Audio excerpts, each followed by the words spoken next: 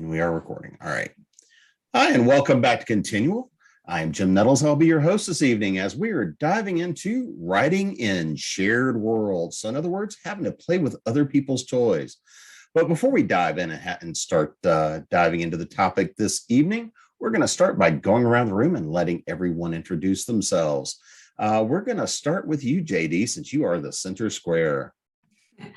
Hi, I'm JD Blackrose. I write fantasy and some humorous fantasy, including the zombie cosmetologist novellas, which you can see on the brightly colored ones on the screen, and The Devil's Been Busy, which is in a shared universe. Jeannie.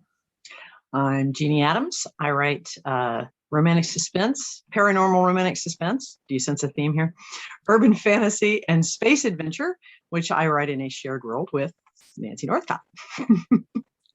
Natania. Hey, I am Natania Barron. I write historical fantasy romance, as well as urban fantasy, urban fantasy, and a bunch of other things. And my historical urban fantasy is in a shared world, which is right over here. Alex. Hey guys, I'm Alexander Gideon.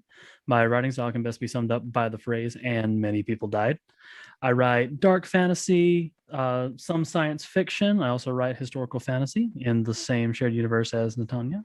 My first book, Web of Crimson, is out featuring the wickedest man in the world, Aleister Crowley, as the main character there, and all of the interesting facts about his life that lend themselves so perfectly to fantasy.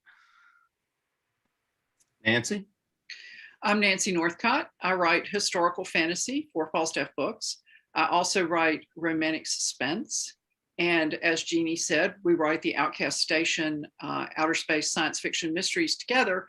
We also write a series of holiday romances in a shared world of Canham Castle. And Jody Lynn. Hi there, I'm Jody Lynn Nye. I write science fiction and fantasy of many, many kinds: medical science fiction, space opera, classic fantasy, classic humorous fantasy, classic contemporary humorous fantasy. You see a theme developing there. And I have worked in a host of different kinds of shared worlds and shared universes. So as we start looking at and talking about playing in shared universes, really what we're getting into is when there's multiple authors working in the same intellectual property, same characters sometimes.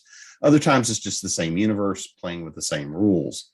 Let's actually kind of go around and talk a little bit about your experience in the shared worlds you're working in and how you kind of got started into that. So Jeannie, I'll start with you.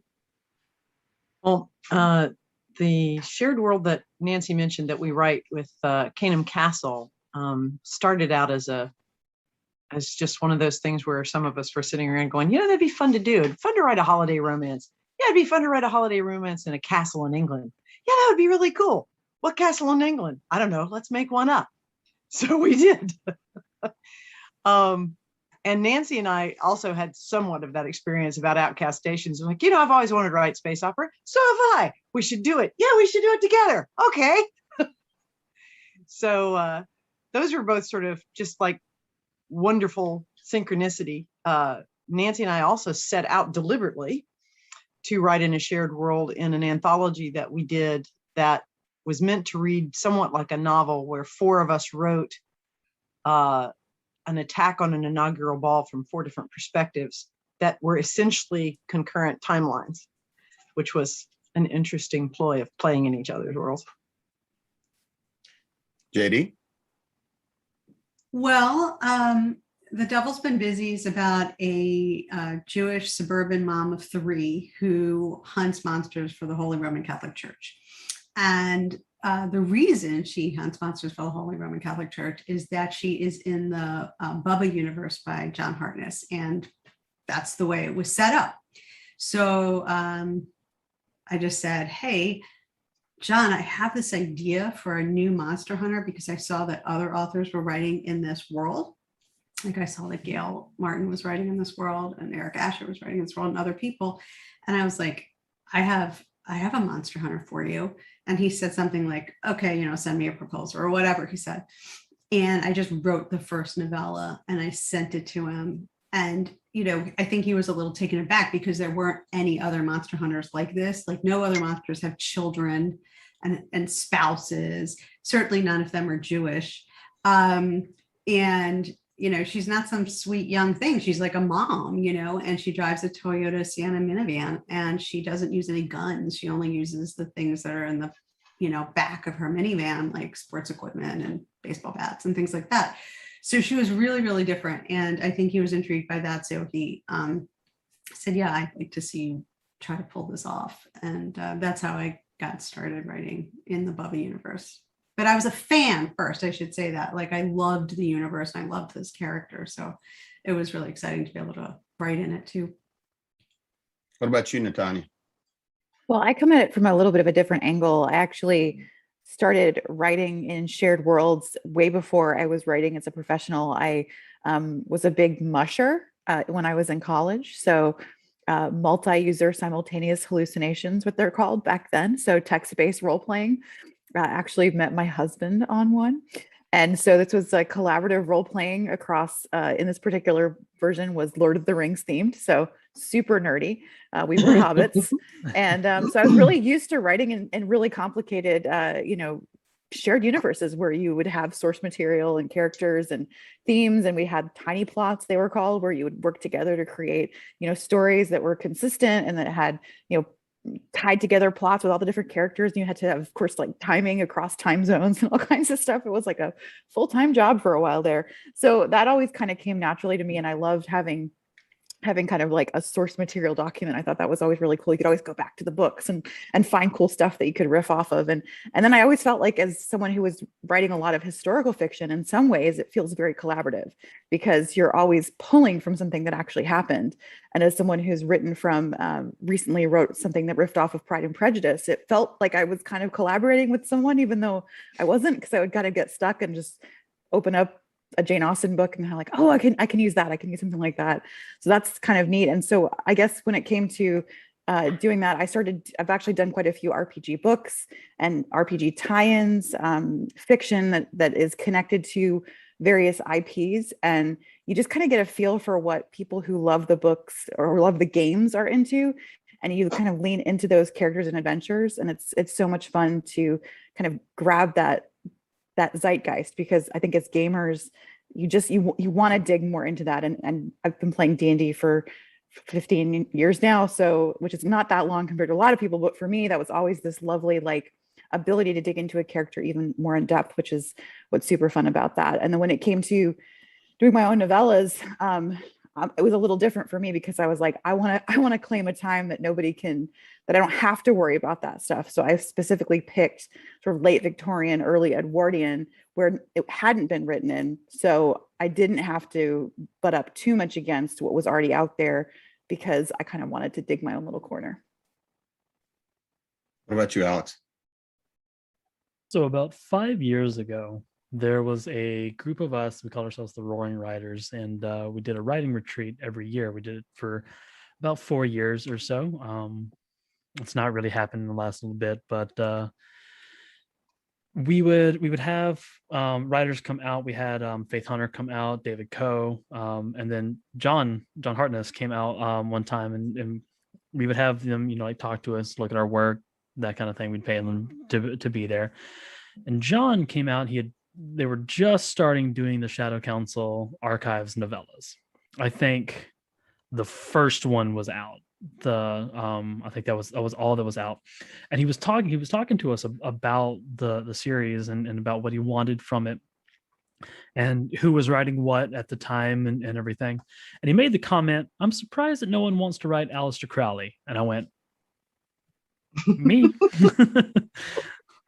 know a lot about Aleister Crowley. I'll write him. And he was like, "All right, give me the first 4 synopses, and we'll take a look at it." And I got them to him 2 weeks later.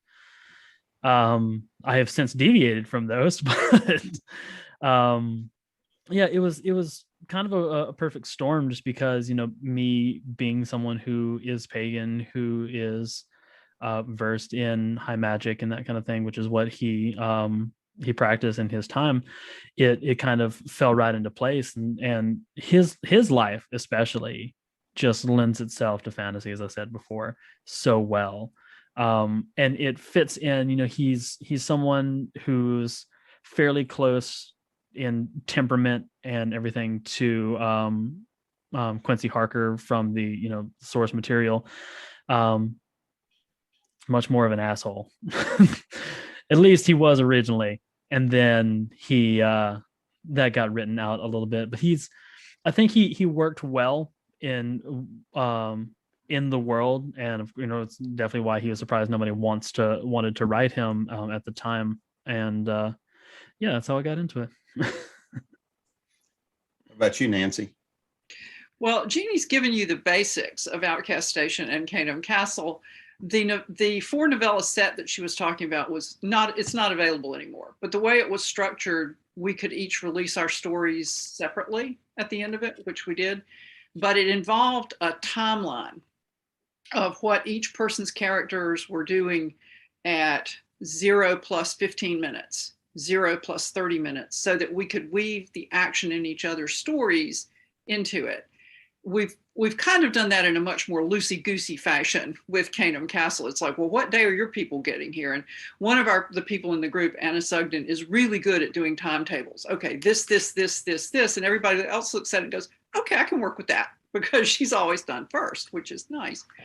But it's a small town holiday story, except it's England and in a castle.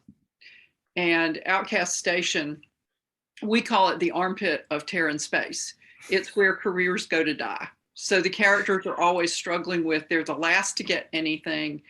Nobody would be really sorry if they just disappeared. It's the dumping ground of the Terran colonies. So I just take advantage to embroider a little bit on my colleagues' very good summary. We had so much stinking fun putting it together. What about you, Jody? Oh my. Well, I started out as a role-play gamer back in the middle 70s. So I was one of very few women who were playing, but it was great stuff. I got to know a young man named Bill Fawcett, who I later married and am still married to. He was one of the owners of Mayfair Games, and they did not only role-play modules for play with Dungeons and Dragons under the name Roll Aids, and the Groner pun was not as good quite as the fact that TSR had to let them do it. They did licensed properties as well as original modules, and they assigned me to write one for Morgaine, which is one of C.J. Cherry's characters, and that was huge fun. I had to become a temporary expert on her and her exploits. Also, they created the Ellery Queen Mystery magazine game, also licensed, and I wrote the entire module for the Nick Velvet mysteries. And I had huge fun doing that. Because it was licensed not only from Ellery Queen, but from Edward D. Hawke, who was the writer. I had to send my plots and the explanation of how they worked to the magazine and to the writer. So that's one form of a shared world. My first professional sale outside of gaming was a short story for the shared world anthology, The Fleet, which was edited by Bill and David Drake. That went to 6 volumes, and it was followed by further 2 volumes. Then I wrote game books in the worlds of Anne McCaffrey's Pern and Piers Anthony Zan. And I've written licensed short stories and other things, and many themed anthologies through Techno Books. And I've written books with Anne McCaffrey and Robert Asprin in their worlds. So I've got lot of different ones. Also, I'm one of the contributors to the New Thieves World, the second incarnation of that. So many things. How cool. Yeah, I like how she just drops Anne McCaffrey in there. Just a few. Dragon Riders of Pern is what got me reading fantasy. So, except that she always said it wasn't fantasy. She did say that it was Okay, it Romance got me with reading a about little bit of dragons. Science fiction wrapped around it. Yeah, well, okay, it had dragons. That's all I really cared about. And I wanted one so But they're badly. scientific dragons. I just wanted one. Don't we all? Yes. A pet or As a two. matter Yeah. of fact. So, JD, what's it like actually then working in somebody else's world, trying to start pulling together? Are you used to working with like Project Bible that tells you how the universe works? How independent are you able to be with your characters and your stories? How much is it tying into the greater universe? So from your experience, how do all the rules play together, and how do you make all of that work, and how interlinked are you to the rest of the greater universe? Well, I did not get any kind of a Bible, but I had read them all because I had been a Bubba fan from day one. I had read every Bubba, and then I went out and I read the other novellas that were starting to pop up. So I had a very, very in-depth knowledge of the world, and I was creating this entirely different character. And one of the things with the Bubba universe is that each of the monster hunters has a different geographic area. So I sort of claimed greater Cleveland and down to like, I wanted the southern coast, like the southern tip of it, and to Athens, Ohio, because that's where Ohio University is. And I thought that would be useful to have that. So I was like, all right, somebody else can have Cincinnati or Toledo or whatever, but like, I got this side, don't come in my space. Okay. So, yeah. So I just sort of claimed that, and that helps keep things a little bit separate. And I just knew the basics of the world. But when you do start getting into there are things that you have to sort of obey. There are magical rules or just rules about the world, the universe that the original creator established, and you have to follow those. So, for example, in one of my novellas, I had a vampire sort of disappear. He like winked out. And John universe, they can move fast, but they can't just like disappear. And I'm like, okay, I guess he's moving really fast. And like, I just changed it because I didn't know that was an established rule, but it was. So, yeah. So, I mean, for me, it was just really trying to create my own very different character in my own very geographic space, keeping in mind the timeline that existed at that point where Bubba was and where the other characters were, and just making sure that John said that everything I said happened magically could actually happen, because I mean, it's his playground. I'm just there. You're on his monkey bars, we know. Yeah. What about you, Natania?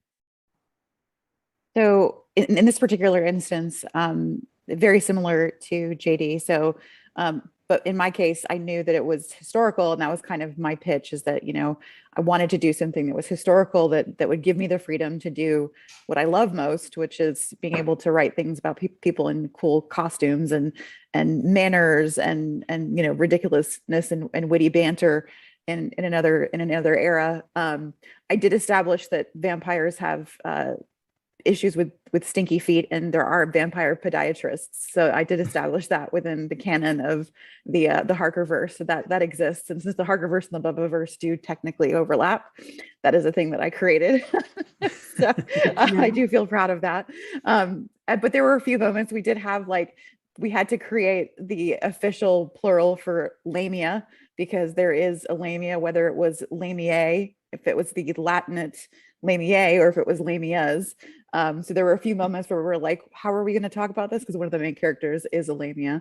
And then I wanted to kind of dig into more of a mythological background. So I kind of stuck to that side versus sort of the more classic urban fantasy monsters. And that kind of kept me in a safer zone, so I wouldn't have to worry so much about the overlapping issues on that side, and kind of went with more of a sort of Sleepy Hollow backdrop for the first book. And then I just traveled the world, which is another kind of way to avoid overlapping too much, because sort of going that route and taking places that I've been able to visit in my life made it kind of more fun as well, that I could kind of, use backdrops that I'd been to before as fun places, except for Cairo. I've never been to Cairo, but I've always wanted to do kind of a mummy, I love the mummy movies with the Brendan Fraser films. And I always wanted to do like an homage to the mummy movies. So that was kind of the second book in the series.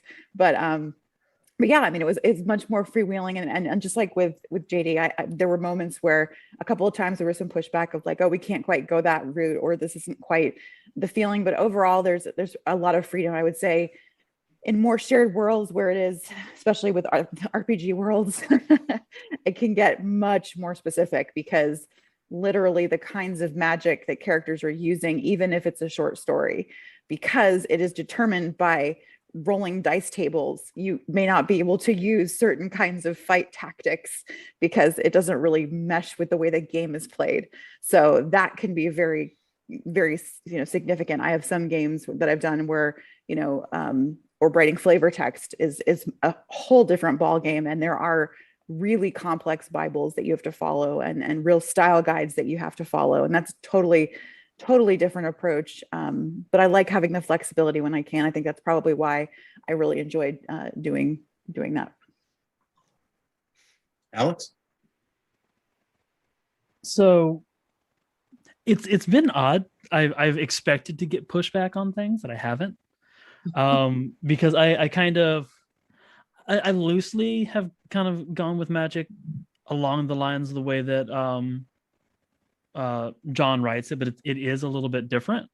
And I've set up things that I've gotten no pushback on. So I'm like, okay, cool.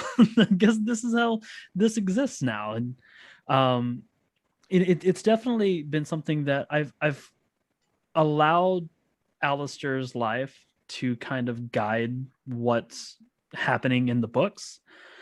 I have had a couple of times, one of the big pushbacks that I had and that we argued about for a while was the spelling of the word magic. Because Aleister Crowley is the reason why anyone still spells it with a K. And it was because he made the distinction between, stage magic and the quote unquote fake stuff as being with a C, and then real magic being spelled CK. And so we had a fight about that, because in the Harkerverse, it is spelled just MAGIC. And so our workaround is that I have him give his protege the book Magic in Theory and Practice that he wrote. And in that title, I used the K and actually had him make the explanation for it. Because that just, for anyone that is a fan of Aleister Crowley's life or follows his life, it's something that they're going to want to see. That they want to see that these facts about the character and about the person who he was. I have the universal hexagram in the second book as something that he uses just because he was the inventor of the universal hexagram. That's something that needs to be in there, needs to be included in his ritual and in his magic. One of the times that I actually got halfway through the second novella and then sent a frantic email out asking if anyone had done anything with King Arthur yet, which at the time no one had. And I was like, good, because this hinges on a complete retelling and like basically a destruction and a recreation of the myth of King Arthur and his life and what Caliburn and Excalibur are, and how he came about and his life. And so I sent a frantic email just hoping no one had done that, because if they had, I had to completely rewrite this novella and scrap like 20,000 words. Never fun. No. And I really didn't want to have to do that. But I've brought in, characters that you don't see often. No real spoilers, but Stheno, one of the Gorgon sisters, is in the second book. I have plans to bring in Yurli later on as well. So I'm really wanting to combine, a lot of aspects of things in this series. And honestly, I've kind of just gone for it and seen what stuck. So now that we're out of the Bart Bubbaverse, Harkerverse world, is there anything that the three of y'all have encountered in trying to play in kind of that shared universe, which is multiple shared universes that all play together, that kind of surprised you about playing in a John Hartness universe? And the only thing I can think of, I mean, nothing really shocked me because I was so familiar with it. But one thing that I tried to do with these 4 novellas, and I would love to see other authors who are playing in this world do too, is refer to each other's work more.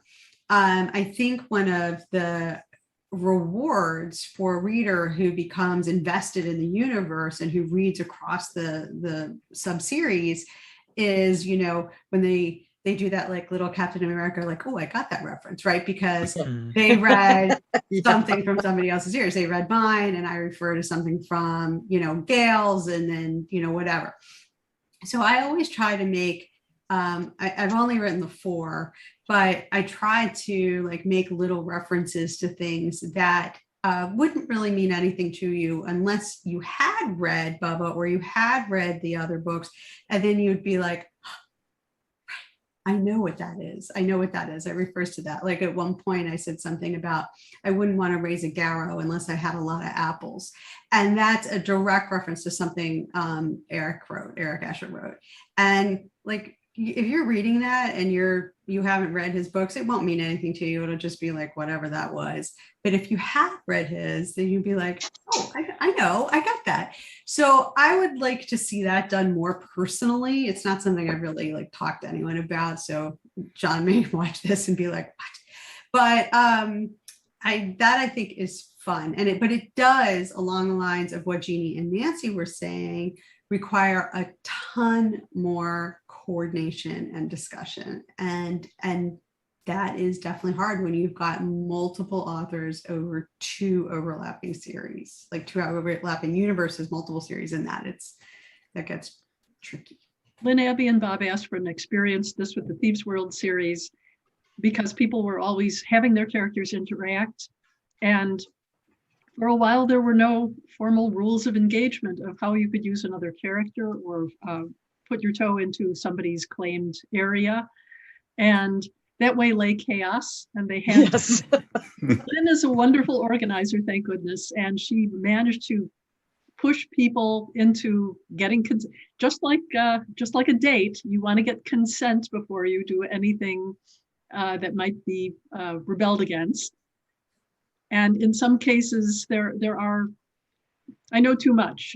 So there were times when characters were used without the author's permission, and there were attempted murders, which had to be sort of dialed back.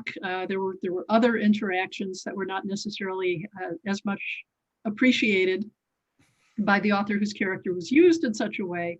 So by the time the second incarnation came around, Lynn had us communicate mostly through her whether or not you could use a character from another person's writing in a story and what interaction that would be. So I can understand that perhaps John doesn't want to take that on. Well, we haven't really talked about it. I don't know if he does or doesn't. I think he would just probably say, speak to the other author and figure it out, right? And respect their decision. Yeah, be grown-ups about it. But even just passing references, I mean, I wouldn't even need the character to come in or whatever, just a passing reference to each other's books, just showing that we've read them. I think that would be a fun thing to try to do more.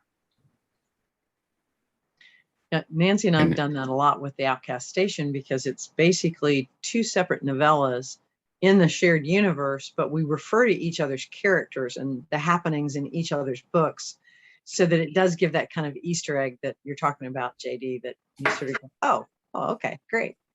And I think we've done that pretty well too in the Canham Castle books. We're closing in on our 3rd one now for New Year's this year. And, everybody's been, as you and we're talking about, Jody Lynn, very respectful of each other's work to say, hey, is it okay if I do this?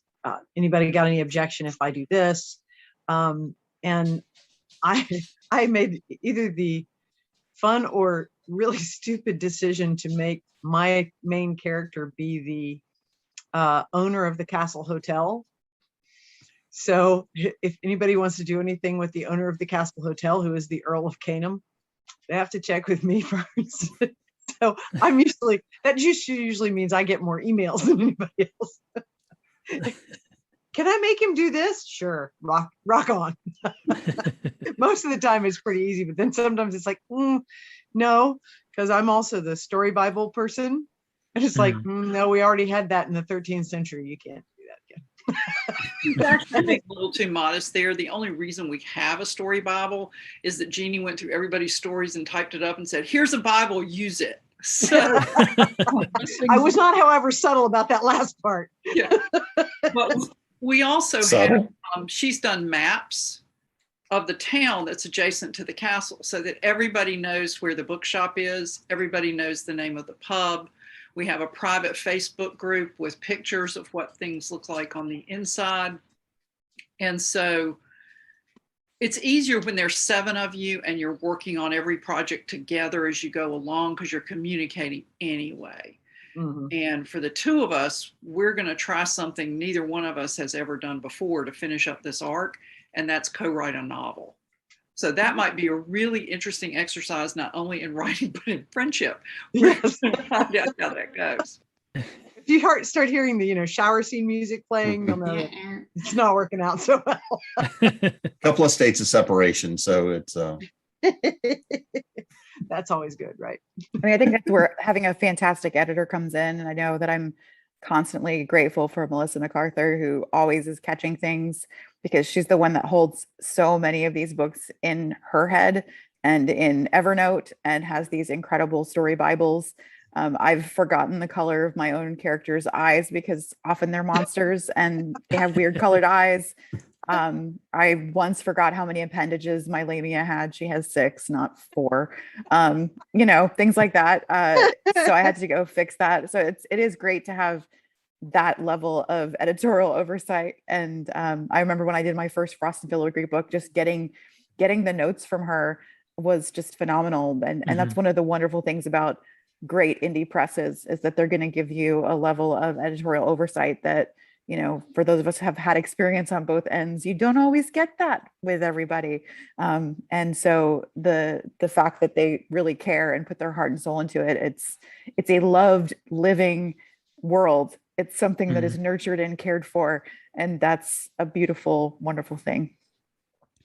I think with the second novella that's still in production right now, the first pass that Teresa gave me, because she's my editor on that one, I'm pretty sure she had more words in her notes than I wrote. Like I got this back and I was like, oh Lord. And in her email she was like, now don't panic when you see how many notes there are. I've gotten that email. Like, that's a good caveat to put in there for me. Kind of on the same thing that you were talking about, JD, I would like to see on the Shadow Council archive side, for those of us that write characters that are in the same timelines or around the same like time periods, I'd love to see like us do crossover short stories and that kind of thing, where the characters meet and that kind of thing, so that we can, collaborate more fully on the story, on what happens, on how they react to each other. And I think collaborations like that on a 5,000 word short story is going to be a lot easier than trying to do, novels and that kind of thing together. So that's something I know Melissa has thrown around the idea as well, and it's not really stuck, but that would be something that I'd really like to see. And there's also been times I know with, talking about permission with stuff, I actually had James Palmer reach out to me because he wanted to use Aleister Crowley in his 4th book, I think.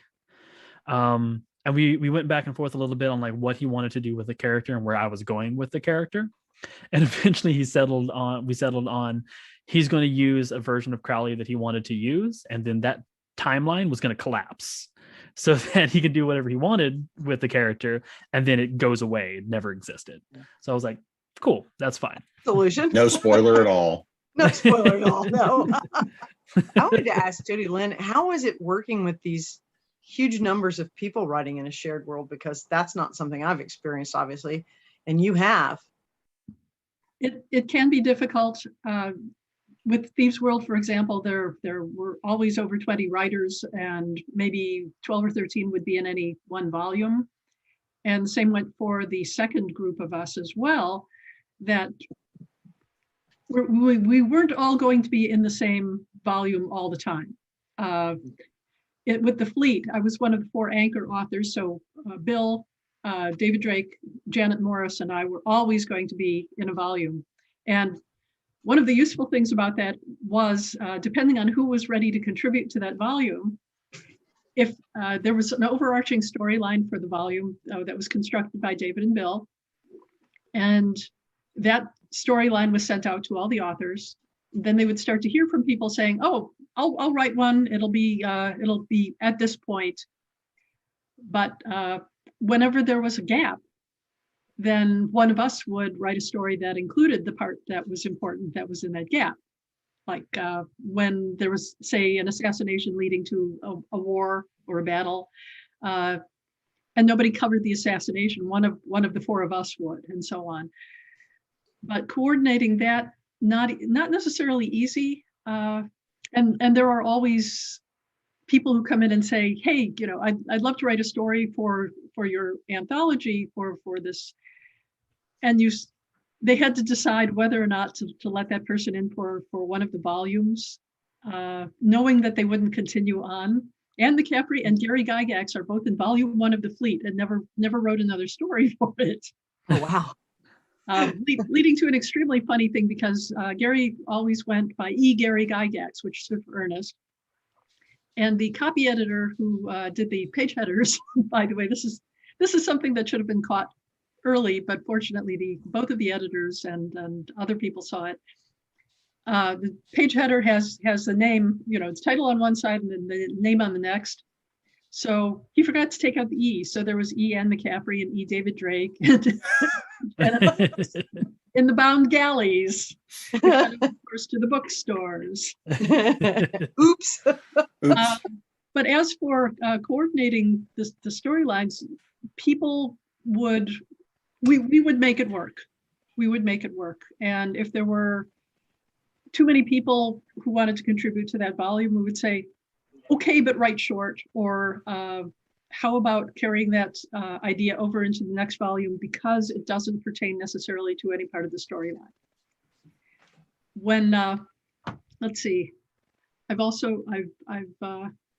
been in a few other shared world things, like the Monster Hunter universe. You had to follow all the rules, and also in the Black Tide Rising universe, John Ringo's, they invited only so many people from the stable, if you will, as they thought would fit, and they would make room if somebody had to drop out or if somebody wrote short. They would go on to one of the other people who hadn't spoken up early enough or that they didn't invite first. A lot of shared world anthologies are invitation only for that reason, is for space. Because I tend to write long, and I know a few other people who do. My late buddy, Bob Aspirin, always wrote very, very, very short. So you could always fit one of his stories in any place if he had one. So I hope that answers the question. Yeah. And Alex just lost power, but he'll try to get back in. Oh, so, no. I thought it was going to be you, Jim. Well, yeah. I mean, well, give it time. But anyway, so looking at shared worlds and working in shared universes, I mean, the biggest thing is communication, both to the owner and then also the other characters you're working with. But what about the universe itself? You know, when you're looking at and potentially doing things that are going to create a rule for that universe, you know, somebody's not done something before and you're looking to touch that or broach some subject, whether it is part of the environment, part of the universe itself, or you're going and saying the way magic is going to work for this is A, because, you know, vampires can't blink out. They've got to run really fast. When you're going through that, what's been your experience in trying to negotiate those things or potentially to come in and influence the universe, such as needing vampire podiatrists? Who wants to take that one first? That's a phrase I never thought I'd hear in my entire life. I figured their nails might keep growing and it would be a problem in their shoes. Fancy shoes and bad nails. I don't know. Welcome to ConTinual. We bring you the questions no one's asked before. I mean, I think at some point the original creator of the universe has it's their universe in the way that I'm working in it, and that Natania is, and Alex when he comes back. But like, you know, like I said, it's their universe and we're just sort of playing in it. Like I got my pail and my shovel, and like the rules are the rules. I think in other places, based on like what Jody Lynn's been talking about and Nancy and Jeannie are talking about, like that's much more of a collaboration on roles. And I guess, I mean, I'd be interested to hear what you guys say, but I guess if you want to do something that's never been addressed before, a little bit along the lines of vampire podiatrist, you know, you just sort of have to bring it up and say like, anyone game? Are we good? Does this violate some rule that's already been established? I mean, did anyone ever say that vampires' nails don't grow? I don't know. Like, has that ever happened? Which, again, are the questions that we as writers sometimes ask ourselves. And I doubt very highly that anyone in the universe of Quincy Harker ever established whether or not vampires' nails grow. So you are sort of probably able to establish that, Natania. But yeah, I think. Yeah, I think you either are so weird that it works, or it's at least it's like commentary that like kind of fades away by the time it's like actually important, right? Like it's probably not going to ever be brought up again, which is kind of a funny passing comment. Or I mean, I think one of the things that it works well for me is because I tend to be much more character driven. So you can take away all my other toys as long as I'm writing characters I'm having fun with. It's all about the angst. It's all about the longing stares. It's all about, you know, the interpersonal relationships. Like I'll give up all the other stuff. Like if they had said no, absolutely not, I've been like, okay, fine. But you know, they're still going to kiss in chapter 6. And that's going to be, you know, that's like kind of how I look at it. So I think when I'm willing to give away a lot, occasionally I'll come across something that just seems too much fun to give up. But I am reminded of like, I think it's easier in fantasy in some ways because there is kind of like a baseline understanding of how some things work. It's interesting that you bring up the vampire thing because it made me think about, and I know I'm bringing this up and this might runkle a couple of feathers, but I never read the Twilight books, but I remember when they came out, I read the Wikipedia entry and I was reading about Stephanie Meyer's vampires. And I was just amazed at how completely non-vampire like they were. They really read like zombies. They didn't have sharp teeth. They didn't have issues in the sunlight. They didn't drink blood. They bit people. And I remember just thinking like, wow, all these things that like I had as touchstones for vampires are not vampire, like they're not vampires, like superhero zombies that sparkle. Like that's how I kind of read them. And then I found out later she had a dream about what she thought were vampires, but she didn't really grow up on vampire lore. And I was like, this is so interesting. Like you came up with something completely like no judgment, just kind of fascinating. But I think that many of us grew up in a similar lexicon. So it may not be as hard for us to be like, okay, a werewolf. And we're not going, well, this werewolf is bald and it looks like a cat and it has a lizard tail. Like no one is coming to the table with that. And someone's going, wait, we can't do that. So wait, what? Right. Exactly. I think in some ways we kind of have that brain share, which is helpful. Now I'm picturing say, what if the unicorn never read the legend? And right. It's making up to all sorts of people who are going to be really embarrassed because people think that the unicorn likes you, you must be a virgin. Right. When listening to you all talk, I've realized that one thing has been easier about the Outcast Station books that you all haven't had to deal with, which is we don't have a magic system. Yeah.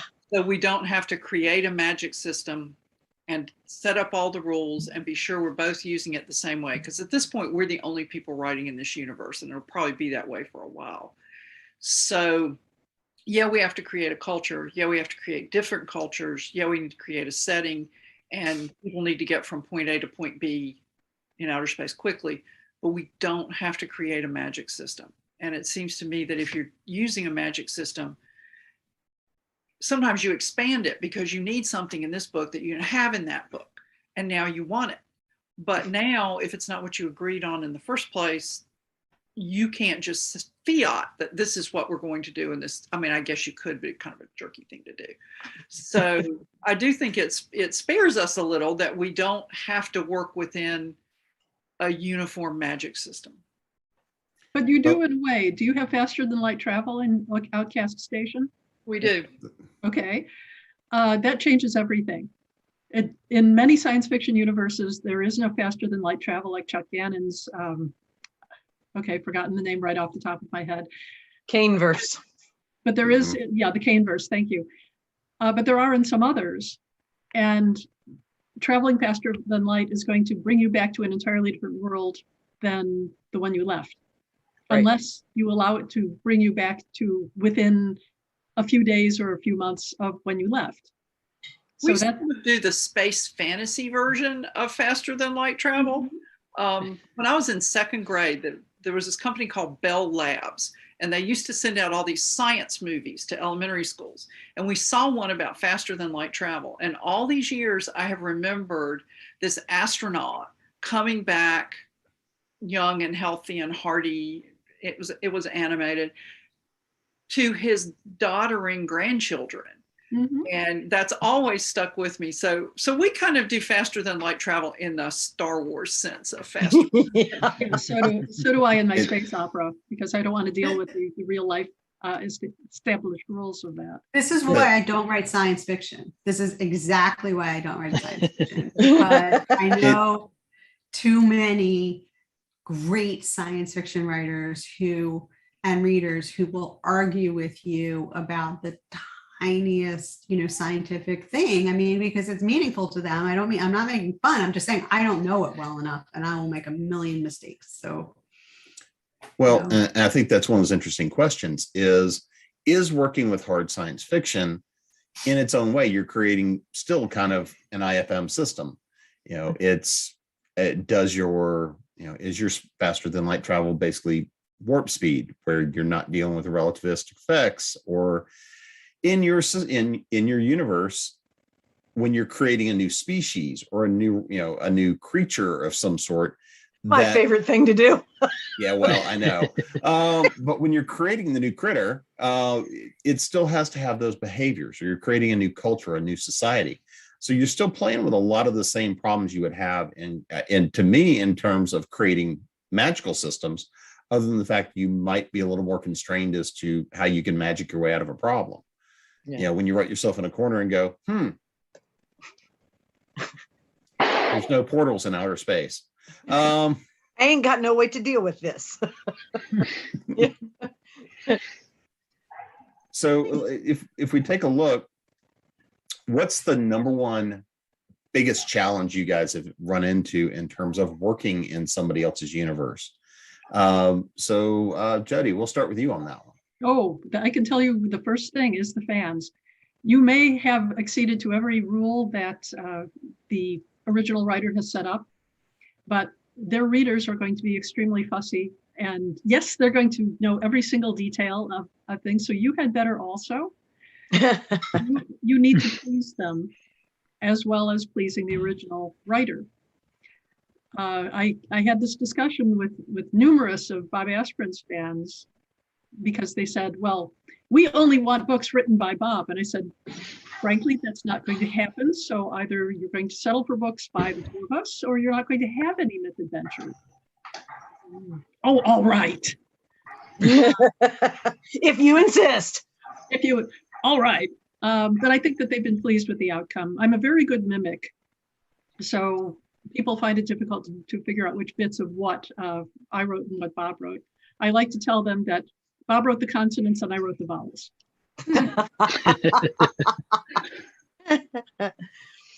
But yeah, it's the readers themselves, because you're not just writing for one person. You're writing for a whole lot. You hope a whole lot of people who are going to read your work and say, I read Dune by Frank Herbert, and I want to be pleased by these sequels. I read this book by Isaac Asimov. I want to be pleased by the books that were written by Asimov and Robert Silverberg and so on. You want to be able to find a similar feel to it. You want to find a similar style, and not necessarily identical writing, but you want these stories to be of the kind that you loved so much about the original series. Yeah. What about you, Jeannie? Well, I think some of the biggest difficulties are when you have people who, as all of us have sort of said, don't want to follow the shared rules. And if you, as the person who created the whole adventure in the first place, say, you know, I'm kind of the deciding factor, and no, you can't do that. Dealing with that sort of interpersonal thing with any kind of shared world is always problematical. I think you have to say from the outset, make it really clear from the outset, I got the final say, or Bob has the final say, or Jody Lynn has the final say, and whatever she says goes. So if she says you cannot do this in this world, you can't. And if you persist in doing it and you turn in your story with it that way, it's not going in the final book. And I think some of those things, if you sort of say them up front, you spare yourself a lot of pain, and really just, gosh, communicating. Hey, anybody mind if I put cats in the castle? Go ahead. We don't care. Nobody cared. One of our partners in Canaan Castle said, anybody mind if we have castle cats? We're like, rock on, have castle cats. So now all of us will probably at some point mention the castle cats, but you know, that there's that thing Jody had talked about from the very beginning, is sort of the respect thing for the other authors that you're working with, but also all the authors have to have respect for the rules that you set out from the beginning. And the times that I've either gotten in trouble or had trouble with other people have come because somebody said, oh no, I want to make this word, you know, mean this, and nobody can change it. And it's like, no, that won't work. Does that answer the question? Or is this the place where I get to have my wheel spin? Natania. I guess that's a no. No, I think that's really good. I think my hardest moments have actually been when I'm working on branded IP work. I've never had it with like the work that I've done in novellas. I've done some collaborative work that's not been published, but with friends, it's typically when it's something that's owned by a company. So I've done some tie-ins with video games and RPGs, and there's kind of a collective that is the editorial board. And it's sometimes hard when you know they're making the wrong decision narratively. Yeah. And you're so pinned in, you're so stuck on the rails that they're seeing a character in such a rigid way, and you know there's so much opportunity that they're missing out on something. And I think that's really hard. I had an instance, I won't say exactly what it was, but I really felt that there was so much opportunity for this particular character, and this was an IP that I loved, and it was such a cool thing for me to be able to write in. And they ended up scrapping everything and going for this from a very narrative approach to this super almost like almost old school RPG, like just dialogue only kind of thing. So you lost all the interiority of the character, you lost all the deep thoughts that made this person feel whole. And I just felt gutted. I mean, they paid me for it, so at least it was like, you know, it was a whole team of writers. It was not just me, the one-sided dialogue, like really just like one side kind of thing. And it was just like, it just felt so sad. And I think that was definitely the hardest part for me. When character becomes product, that's not a fun shared world. You have my sympathy. That hurts. JD? For me, it's coming up with new critters, new cryptids. They're just, I don't want to write all the vampires and werewolves and stuff. I haven't written a werewolf yet, not once in anything I've ever written. The vampire thing, yes, multiple times, but I haven't yet touched a werewolf. And I just, it's not, I love werewolves, I guess, but you know, like every picture of every urban fantasy book with the woman on the front and the werewolf on the side, personal. So Coming up with cryptids that nobody in the universe has done anything with, like making up these new things and doing the research to say, oh, maybe we can make up somebody, I don't know, that has a face of a cat and a lizard tail. We can call it this, right? Like they're one of a kind. And then coming up with like all the rules about how that thing, like what its strengths and what its weaknesses are and stuff like that. So yeah, I'm trying really hard to, other than like vampires and demons, which I do play with, I'm trying particularly when I get back to the Bubba universe and my Jess Friedman universe to come up with cryptids that no one's ever heard of or that I can make up or play with in some way. You'd probably enjoy an anthology I was in a long time ago called Other Weir, edited by Laura Ann Gilman. I wrote 2 stories about a were elephant. How fun. I have stories. I have short stories about were boars, B-O-A-R-S, is like big giant pigs, because I decided that the real reason that pigs aren't kosher is because were-boarism runs along genetic lines in Jewish families. And so you wouldn't want to accidentally eat your cousin. So there's no, right, so no eating pig. And that story actually, I have one that I self-published in a little collection called Seder in Space and Other Tales. But the second story that I've published in that was actually my first professional sale for Third Flatiron. And they put best of collection. So sorry about that. So I think people sort of got into it, like the idea that there was these, weird genetically. Now I feel better about my were hamsters. I haven't done were hamsters. What's next? What about you, Alex?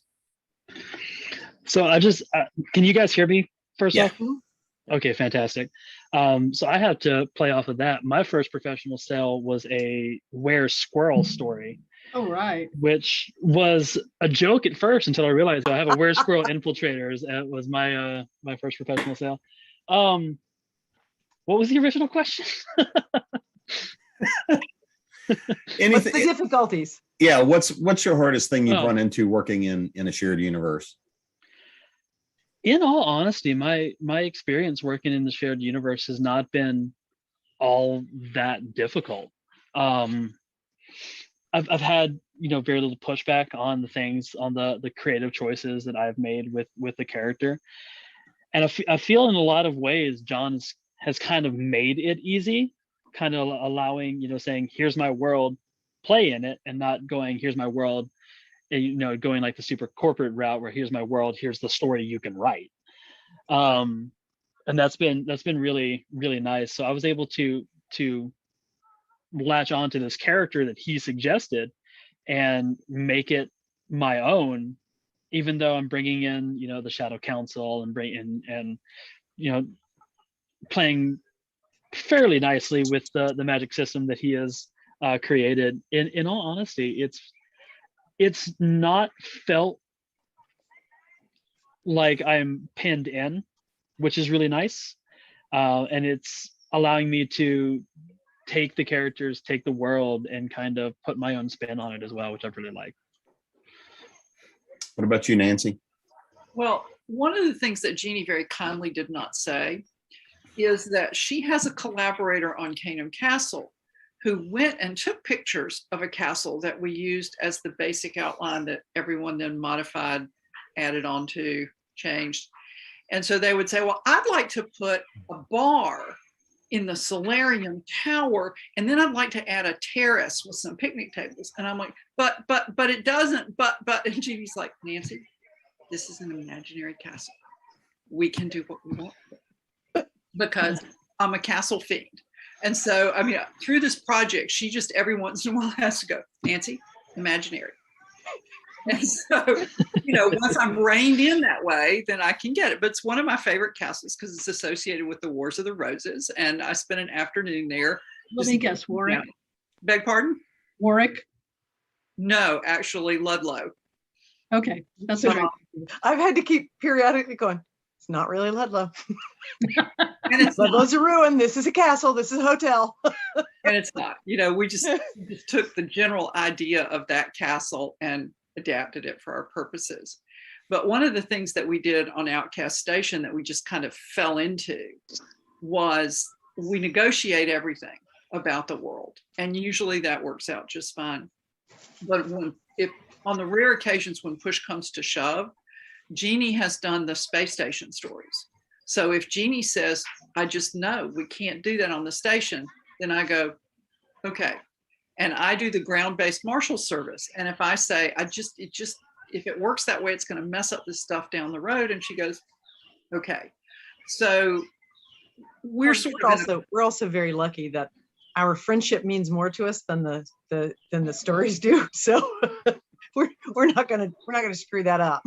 Well, and we've known each other a long time, and I think that's an advantage that people who come into a collaboration cold don't have.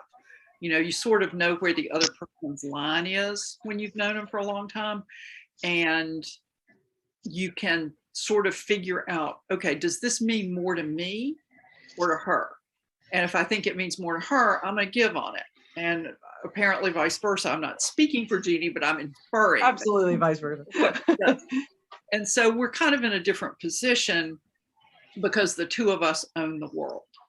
And so it hasn't really been a challenge. It's been kind of fun, actually. So I would always rather back away from the project than lose a friendship. Exactly. Yeah, same. Yeah. And we've been very lucky with the Canaan Castle shared world too, because everybody else who's doing it with us, you know, they're all just like, hey, this is fun. And we're going to do it until it stops being fun. And so far, 3 books in, still fun. And we are lucky to have someone who does the holiday decorations and lays it all out while the rest of us are thinking, what am I going to write about? And who's my hero going to be? And what's going to be the problem? She goes, okay, they're decorating this, like I said earlier, because you don't want one person to write the main Christmas tree in the castle courtyard as being all in red and green, and somebody else to write it being in gold and white. It's just little details like that, but we all know each other. And I think that helps too, because we don't have any divas, for which I'm deeply grateful. I have been part of one where we had a diva who came in skidding in on 2 wheels at the last minute and said, we had made up another virtual location, and I had drawn floor plans and maps and everything. And the person basically said, I need to look this up on the web. I need to know about, you know, ingress and egress, and I need to listen. So where can I find it on the web? I'm like, where did you miss the part that this doesn't really exist? So we're all about, not real. Well, guys, we've been going for a little more than an hour here. So is there any last thing that we haven't touched on that you think somebody would be interested in writing a shared world needs to know? Yes. Spell it out in your contract. And have a contract. And have a contract. We have a contract. We spelled out everything from who can use which characters to what we're going to do when people are invited in it. You need a contract. Explore the world. Find something that nobody has written about that you think would be a lot of fun, and make sure it fits with the parameters of the world. Again, be respectful of collaborators and just enjoy it, because working with somebody is like playing Dungeons and Dragons or anything else where you get to make believe out loud with somebody else who agrees with you and wants to have fun too. Well, I think on that's a good place to wrap this one up. But before we do, we're going to go back around the room and let everybody know where they can find you, social media, websites, all the usual good stuff. So Jeannie, we'll start with you. Okie dokie. You can find me at jeannieadams.com. You can find me mostly on Twitter because I spend way too much time there, at Jeannie Adams. I have presences on most of the other social media, and you can find me at Jeannie Adams there. And you can find me here on ConTinual a whole lot. Natania?